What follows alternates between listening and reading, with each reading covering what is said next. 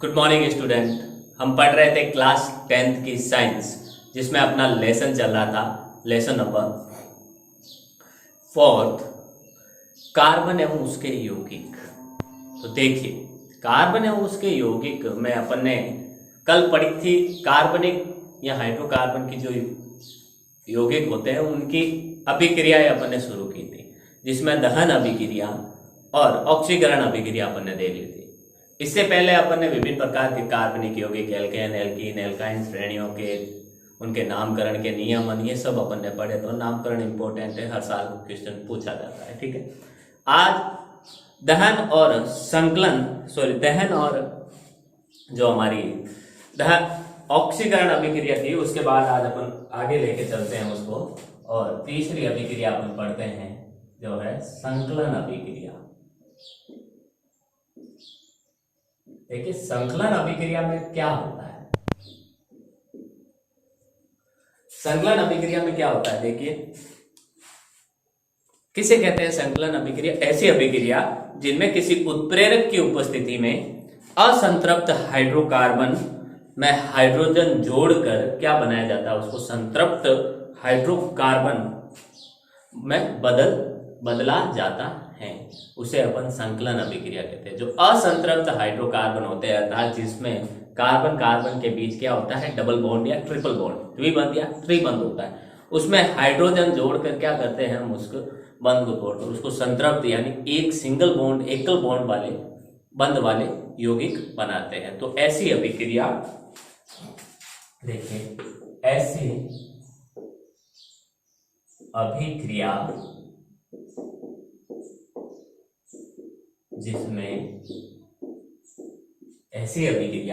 जिसमें किसी उत्प्रेरक की उपस्थिति में असंतृप्त हाइड्रोकार्बन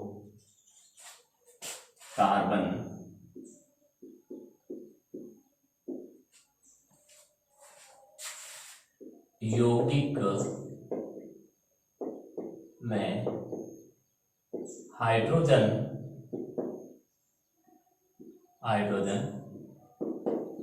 जोड़कर संतृप्त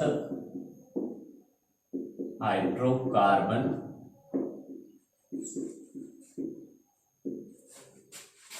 यौगिक में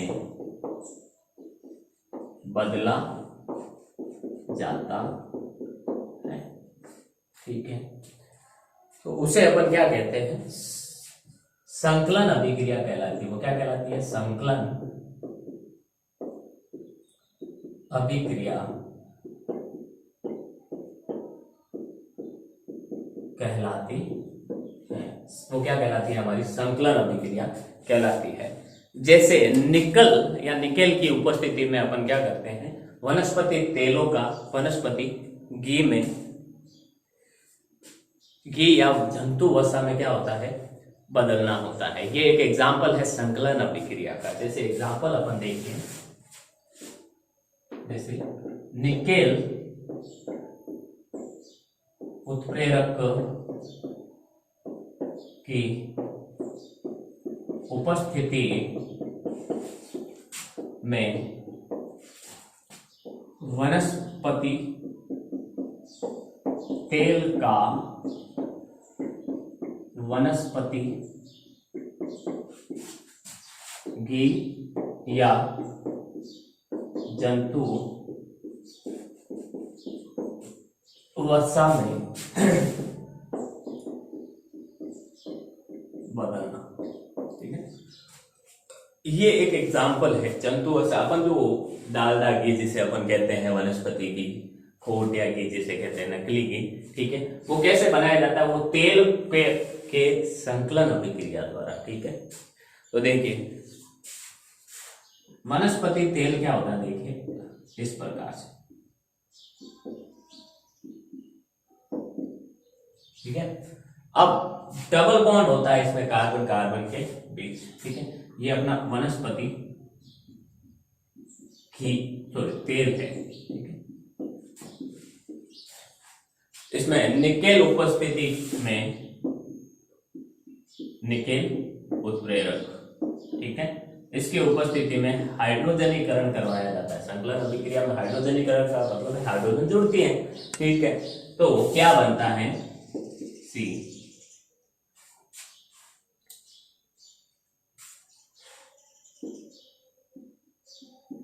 तो बनता है हमारा हाइड्रोजन, इसमें जुड़ता है, ठीक है, इस प्रकार से। और जो डबल बॉन्ड यहाँ पे था वो किस में बदल गया, वो सिंगल बॉन्ड में बदल गया है, ठीक है। और सिंगल बॉन्ड किस में आता है, एल्केन। और एल्केन क्या है, एक संतृप्त हाइड्रोकार्बन है। डबल बॉन्ड ट्रिपल बॉन्ड वाला असंतृप्त हाइड्रोकार्बन है, ठीक है। तो देखिए ये बन जाता है वनस्पति घी। अब इसमें हाइड्रोजन आकर जुड़ी है, ये ध्यान रखिए। और जब किसी यौगिक में हाइड्रोजन आकर जुड़ती है तो वो कौन सी अभिक्रिया होती है, अपचयन अभिक्रिया होती है, ठीक है। आगे देखिए, तो ये अपनी एक अभिक्रिया, ठीक है, संकलन अभिक्रिया, जिसमें असंतृप्त हाइड्रोकार्बन में क्या होता है, किसी उत्प्रेरक की उपस्थिति में असंतृप्त हाइड्रोकार्बन में हाइड्रोजन जोड़कर उसको संतृप्त हाइड्रोकार्बन में बदला जाता है। स्क्रीनशॉट ले इस अभिक्रिया का।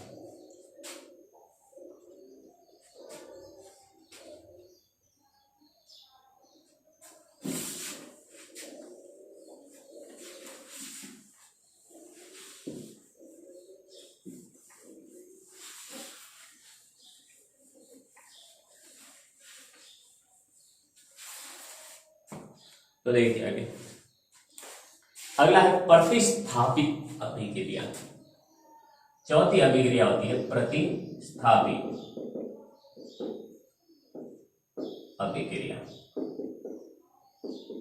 अब इसमें क्या होगा, एक अधिक क्रियाशील तत्व। प्रतिस्थापित अभिक्रिया के बारे में अपन ने चर्चा की है पहले ही अध्याय में, ठीक है, जिसमें क्या होता है कि एक अधिक क्रियाशील तत्व कम क्रियाशील तत्व को प्रतिस्थापित कर देता है। तो देखिए, संतृप्त जो हाइड्रोकार्बन होते हैं ज्यादातर, वो क्या होते हैं, जो संतृप्त हाइड्रोकार्बन एल्केन होते हैं वो अनअभिक्रिय होते हैं, किसी से क्रिया नहीं करते हैं। लेकिन सूर्य के प्रकाश की उपस्थिति में वो क्या करते हैं, तीव्र अभिक्रिया से क्लोरीन एक एक करके हाइड्रोजन परमाणुओं को प्रतिस्थापित करता रहता है, ठीक है। इसमें क्लोरीन क्या करता है, हाइड्रोजन को प्रतिस्थापित करता है। कब करता है, ऐसा नहीं है कि संतृप्त हाइड्रोकार्बन रखा और उसके जस्ट पास में अपन ने क्लोरीन रख दिया तो अभिक्रिया हो जाएगी, नहीं। तीव्र सूर्य का प्रकाश, तीव्र सूर्य का प्रकाश होगा तो गर्मी ज्यादा होगी, अर्थात उच्च तापमान पर, तापमान उच्च होगा अर्थात उच्च तापमान पर क्या होता है, हाइड्रोजन को प्रतिस्थापित करते हैं संतृप्त हाइड्रोकार्बन। तो देखिए, साधारणतः संतृप्त हाइड्रोकार्बन क्या होता है, साधारणतया संतृप्त हाइड्रोकार्बन अनअभिक्रिय होते हैं।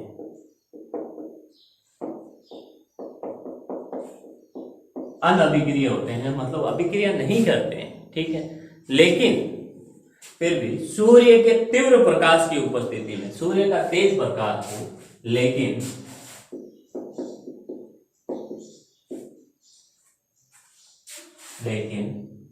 सूर्य के तीव्र प्रकाश की उपस्थिति में, तीव्र प्रकाश की उपस्थिति में, तीव्र प्रकाश की उपस्थिति में क्या करता है, उपस्थिति में तीव्र अभिक्रिया, तीव्र प्रकाश, अर्थात तीव्र प्रकाश कौन सा, लेकिन ऐसा कर दो, सूर्य कहां से है, सूर्य के तीव्र प्रकाश की उपस्थिति में तीव्र तेज से अभिक्रिया करके, तीव्र अभिक्रिया, तीव्र अभिक्रिया से क्लोरोफिल एक एक करके हाइड्रोजन क्या करता है, क्लोरोफिल, तीव्र अभिक्रिया से जो क्लोरीन होता है, क्लोरीन किसमें आता है, हेलोजन में आता है, ठीक है, जैसे क्लोरोब्रोमो है, ठीक है, वो अपन ने पढ़ा था। तो क्लोरीन एक एक करके हाइड्रोजन को प्रतिस्थापित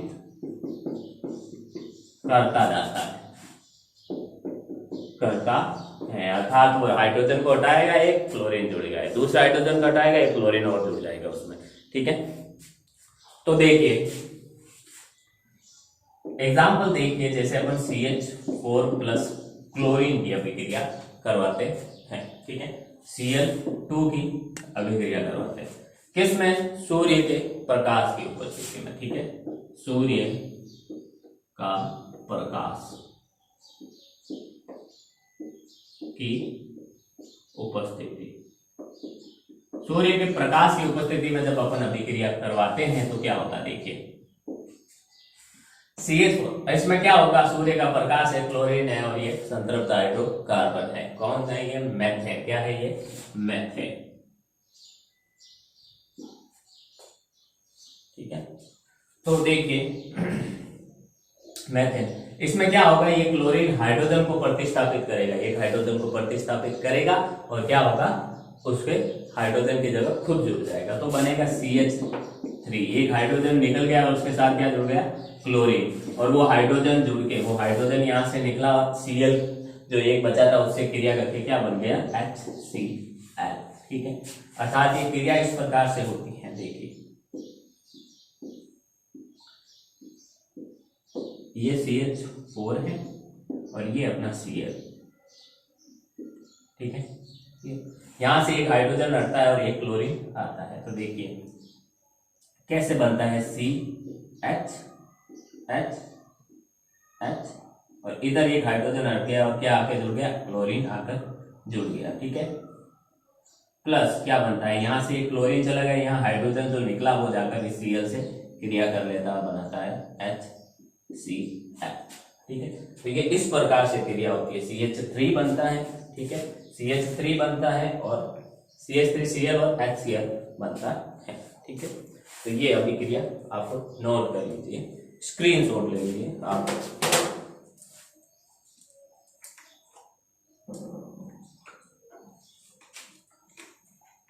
अब जो चारों अभिक्रियाएं अपन ने पढ़ी है अभी तक, जिसमें दहन अभिक्रिया, ऑक्सीकरण अभिक्रिया, संकलन और प्रतिस्थापित जो अभिक्रिया अपन ने देखी है, सवाल इस प्रकार से पूछा जा सकता है कि हाइड्रोकार्बन की प्रतिस्थापी अभिक्रिया के बारे में आप क्या जानते हैं, आप क्या समझते हैं। ठीक है, डायरेक्ट पूछ सकता है। ऑक्सीकरण अभिक्रिया बताइए, संकलन अभिक्रिया को समझाइए। ठीक है, जब हाइड्रोकार्बन को दहन किया जाता है तो क्या होता है, जलाया जाता है तो क्या होता है, ये इस प्रकार से सवाल पूछा जा सकता है। ठीक है, तो डायरेक्ट अभिक्रिया से सवाल पूछा जाता है। देखिए अब कुछ महत्वपूर्ण कार्बनिक यौगिक है, उनकी अपन चर्चा कर लेते हैं। ठीक है, वो कौन कौन से हैं, तो देखिए कुछ महत्वपूर्ण कार्बनिक यौगिक, जैसे पहला है एथेनॉल। एथेनॉल, ठीक है, इसे क्या कहते हैं अपन, इसे साधारणतः अल्कोहल कहते हैं, जो मदिरा में, दारू में, शराब में आता है। ठीक है, वो अल्कोहल कहते हैं। इसे साधारणतः अपन क्या कहते हैं, इसे साधारणतया अल्कोहल कहते हैं। अब ये यूज में आने वाली चीजों के बारे में आप दो तीन यौगिकों की चर्चा करेंगे। यहाँ पे देखिए एथेनॉल, इसका गलनांक कितना होता है, 156 केल्विन। ठीक है, इसका गलनांक होता है, कितना होता है, 156 केल्विन। ठीक है, ये केल्विन के से दर्शाते हैं इसको। ठीक है, ये मात्रक है, केल्विन एक ताप का मात्रक है। ठीक है, जैसे सेल्सियस में अपन मापते हैं तापमान, वैसे ही केल्विन में मापा जाता है। ठीक, आगे देखिए, और इसका क्वथनांक कितना होता है, इसका किसकी बात करें, एथेनॉल या अल्कोहल की, इसका क्वथनांक कितना होता है, इसका क्वथनांक होता है 351 केल्विन। 351 केल्विन, ठीक है। जो अब ये अच्छा विलायक होता है, ठीक है। अपन देखते हैं पानी होता है, पानी भी अच्छी तरीके से सर्वोत्तम विलायक उसको बोलते हैं, सार्वत्रिक विलायक, ठीक है। लेकिन उसमें हर कोई चीज नहीं घुलती, लेकिन ये भी इसमें क्या होती है, दूसरी चीजें जो पानी में नहीं घुलती वो अल्कोहल में घुल जाती हैं, ठीक है।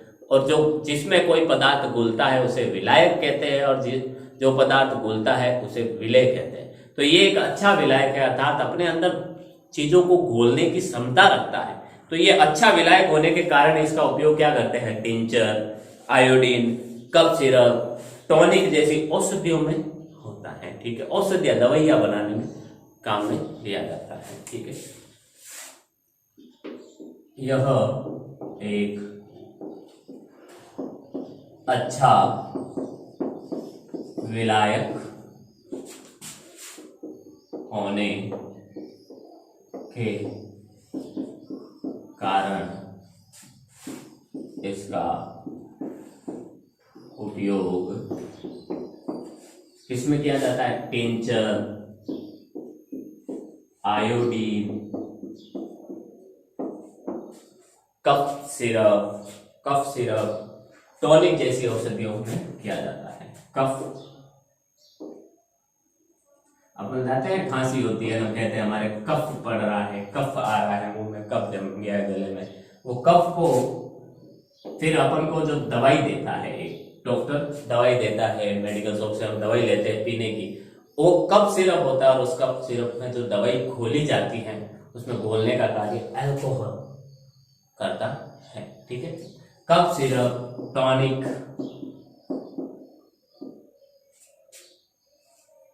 जैसी औषधियों में होता है, जैसी औषधियों में होता है, ठीक है। कफ सिरप जैसी औषधियों में होता है। अब एथेनॉल की अभिक्रियाएं क्या क्या होती है, कैसे वो अभिक्रिया करता है, एथेनॉल की अभिक्रियाएं क्या क्या है, तो देखिए एथेनॉल की अभिक्रियाएं, पहली है सोडियम। पहली अभिक्रिया अपन देखते हैं सोडियम के साथ कैसे एथेनॉल अभिक्रिया करता है, सोडियम के साथ, ठीक है, अभिक्रिया, ठीक है। तो एथेनॉल का सूत्र क्या होता है, तो देखिए इसका सूत्र होता है CH3। इसका सूत्र होता है CH2OH, ठीक है। इसको डायरेक्ट अपन ऐसे भी लिख सकते हैं C2H5OH, ठीक है। ये होता है इसका सूत्र। तो देखिए सोडियम के साथ इसकी जब क्रिया करवाई जाती है, सोडियम प्लस क्या करवाया जाता है, 2CH3CH2OH, ठीक है। सोडियम के साथ जब इसकी क्रिया करवाई जाती है तो क्या होता है, अब देखिए यहाँ सोडियम अधिक क्रियाशील तत्व है और हाइड्रोजन कम क्रियाशील तत्व है, तो प्रतिस्थापी अभिक्रिया के द्वारा क्या होगा, सोडियम जाकर हाइड्रोजन को हटाकर वहां पर खुद जुड़ जाएगा और बनेगा क्या, देखिए क्या बनता है, तो देखिए 2CH3CH2ONA+, ठीक है, ONA+ बनता है, और हाइड्रोजन गैस क्या होती है वहां से मुक्त होती है, ठीक है। तो ये बनता है, इसका नाम क्या है, ये तो हो गया अपना एथेनॉल,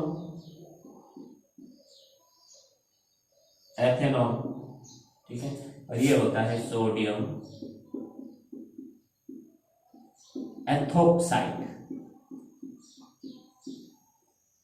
ऑक्साइड बनता है, ऑक्सीजन बन जाती है, कौन सा ऑक्साइड, सोडियम एथोक्साइड ये बनता है, ठीक है।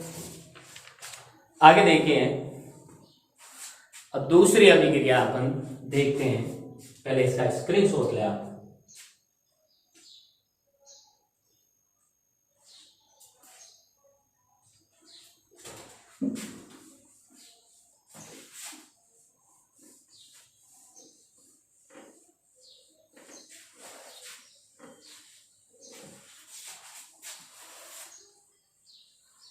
तो सोडियम के साथ एथेनॉल क्रिया करके क्या बनाता है, सोडियम एथोक्साइड बनाता है। ठीक है, अब एथेनॉल को जब क्या करते हैं अपन 443 केल्विन बहुत ही उच्च ताप पर क्या करते हैं, एथेनॉल को सांद्र H2SO4 सल्फ्यूरिक अम्ल की उपस्थिति में गर्म करने पर एथेनॉल का निर्जलीकरण हो जाता है।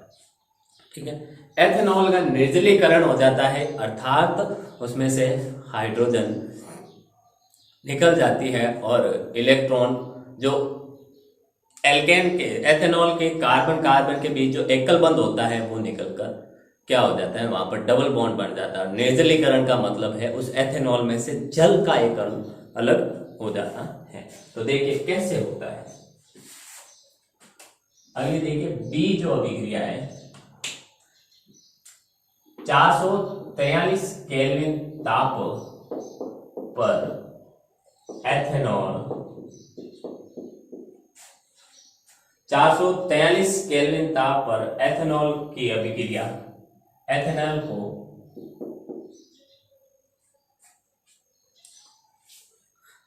सांद्र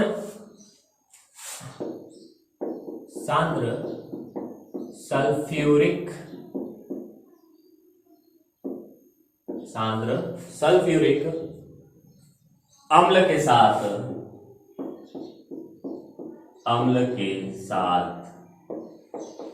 गर्म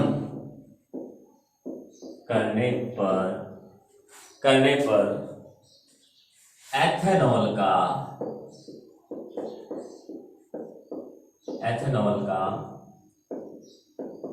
निर्जलीकरण हो जाता है,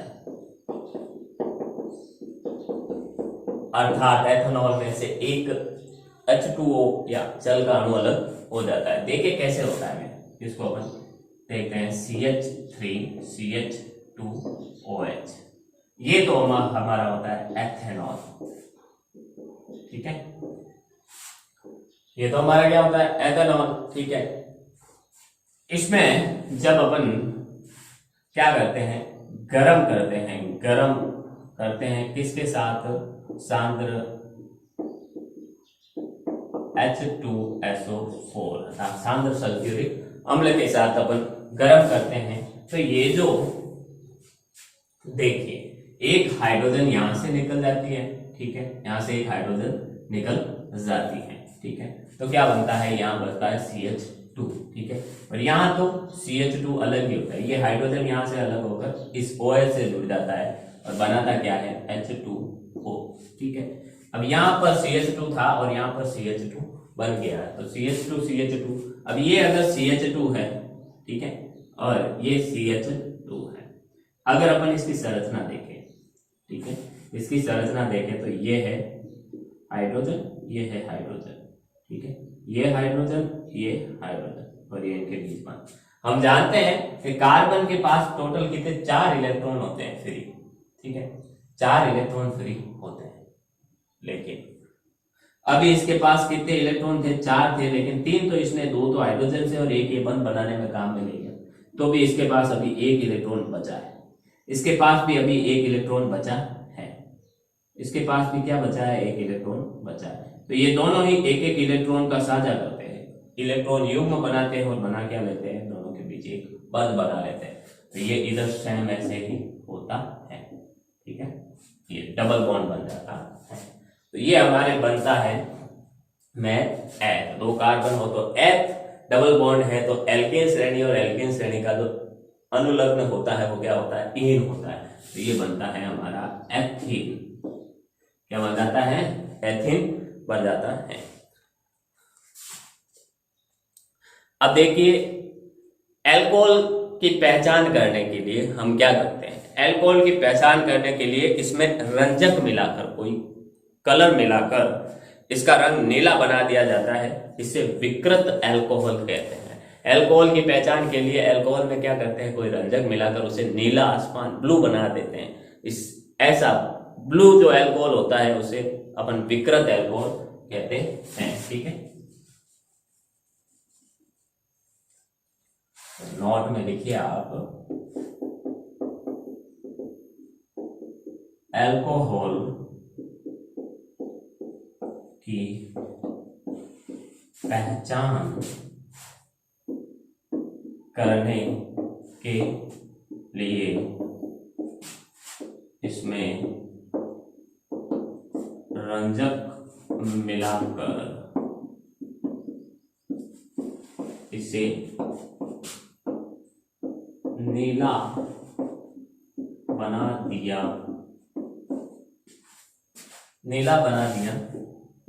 जाता है। इसे विकृत या बिगड़ा हुआ, विकृत किसे कहते हैं? बिगड़ा हुआ, विकृत अल्कोहल कहते हैं। ठीक है, और ये कहाँ काम में बनाया जाता है? ऐसा कहाँ काम में बनाया जाता है? जहाँ फैक्ट्रियाँ होती है अल्कोहल की, जहाँ अल्कोहल बनाने में काम में लिया जाता है। अब ये अल्कोहल वही होता है जो शराब में मिला हुआ होता है। तो वहाँ के अब कुछ मजदूर होते हैं, तो वो अगर उसको पी लेंगे तो उसके अंदर कोई रंजक मिलाकर उसको नीला बना दिया जाता है, और इसे विकृत अल्कोहल कहते हैं। जिससे इसमें से अजीबोगरीब बदबू टाइप आती है, तो लोग जो मजदूर होते हैं वो इसको पीते नहीं है। ठीक है, क्योंकि ये बहुत जहरीला है। ठीक है, तो स्क्रीनशॉट ले आप इसका। तो ये था हमारा अल्कोहल। फिर एथेनॉइक अम्ल की चर्चा करते हैं थोड़ी बहुत अपन।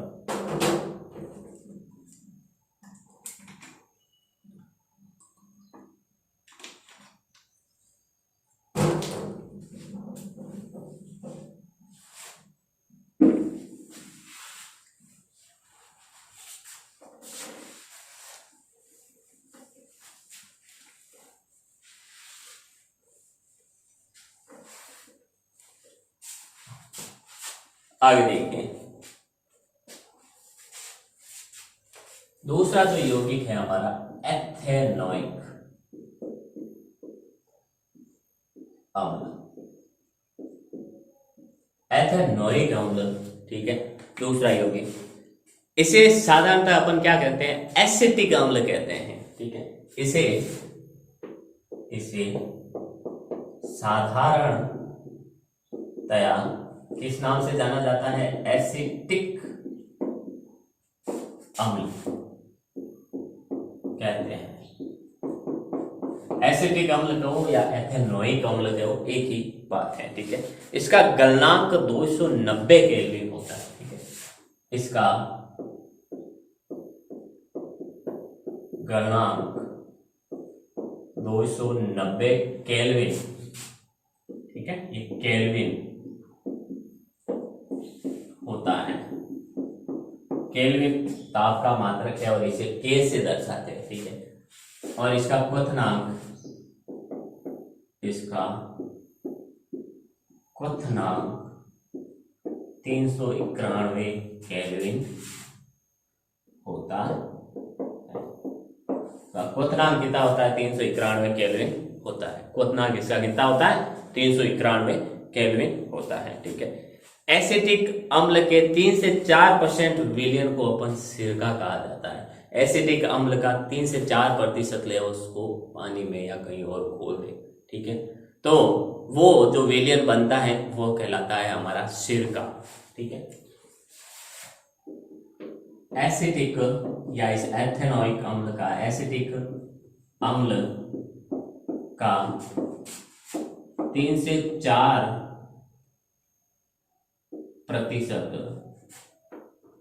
विलयन को सिरका कहा जाता है।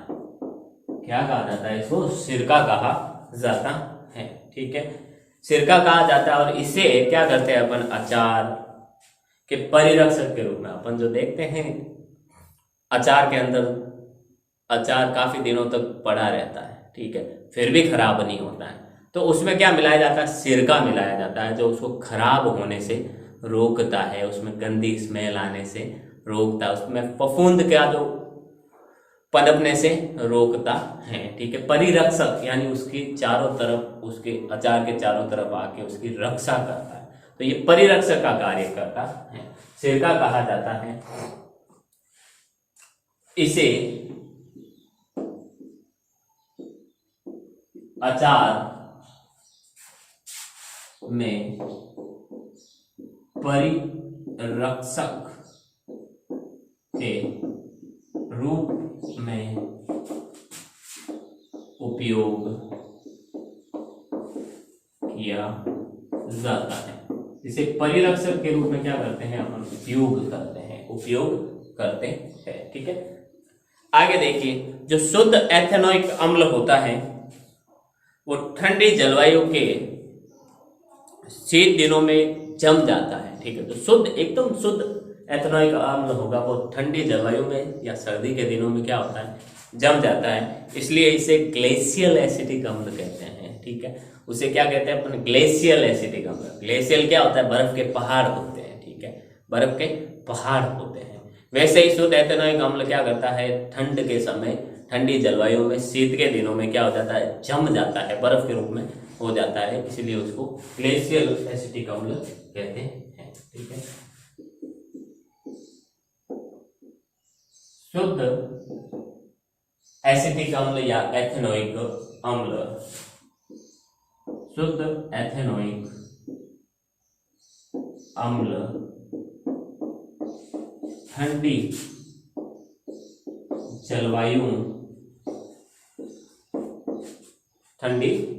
जलवायु में शीत के दिनों में, शीत या जो अपन कहते हैं सर्दी के दिनों में जम जाता है, अर्थात बर्फ में बदल जाता है। ठीक है, जम जाता है, इसलिए इसे ग्लेशियर, इसलिए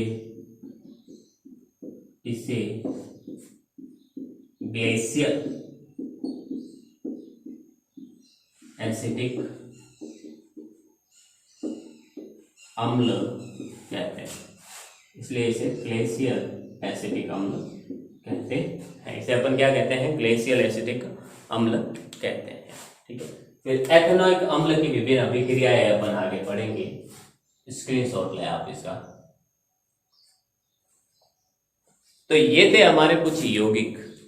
ठीक है, जिसमें एथेनॉल को अपन ने कंप्लीट रूप से पढ़ा, संकलन अभिक्रिया और प्रतिस्थापी अभिक्रिया के बारे में अच्छे से पढ़ा है। ठीक है, इसके बाद आने वाली क्लास में अपन एथेनोइक अम्ल की अभिक्रिया और मोस्ट इंपोर्टेंट जो साबुन और अपमार्जक है उसको आने वाली क्लास में कंप्लीट करेंगे। और शायद आने वाली जो अगली क्लास होगी वो अपन इस लेसन की अंतिम क्लास होगी। ठीक है, तो मिलते हैं अपन अगली क्लास में। उम्मीद करता हूँ जो भी पढ़ा है आपको समझ में आया होगा। Thank you.